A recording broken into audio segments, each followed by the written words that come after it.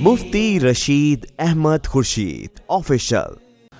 اچھا، اسی طرح حدیث میں آتا ہے جعل اللہ صیامہ فریضۃ وقیام لیلہ تطوعا، کہ اللہ نے اس کے روزوں کو فرض قرار دیا ہے اور اس کی راتوں میں قیام کو سنت اور نفل قرار دیا ہے۔ اسی طرح سنن نسائی کی ایک حدیث میں حضور نے فرمایا سننت لکم قیامہ، میں نے اس مہینے کے قیام کو یعنی رات میں نماز پڑھنے کو تمہارے لیے سنت قرار دیا ہے۔